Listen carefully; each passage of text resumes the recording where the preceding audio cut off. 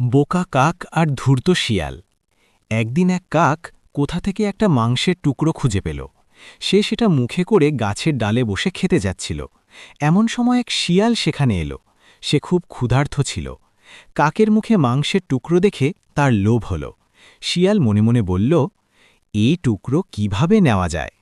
তারপর সে খুব মিষ্টি করে কাককে বলল, আহা, কি সুন্দর কাক, তোমার মতো সুন্দর পাখি আমি জীবনে দেখিনি। কাক এটা শুনে খুব খুশি হল। শিয়াল আবার বলল, শুধু সুন্দর না, শুনেছি তোমার গলাও নাকি খুব মিষ্টি, একটা গান শোনাও না।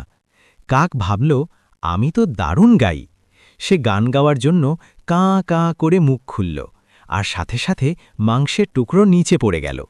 শিয়াল তাড়াতাড়ি সেটা তুলে নিয়ে খেতে খেতে বলল, ধন্যবাদ কাক ভাই, প্রশংসা শুনে এত খুশি হওয়া ঠিক না। কাক তখন নিজের ভুল বুঝতে পারল। এই গল্প থেকে আমরা কি শিখলাম বন্ধুরা? যে মিথ্যা প্রশংসায় ভুলে গেলে ক্ষতি হতে পারে।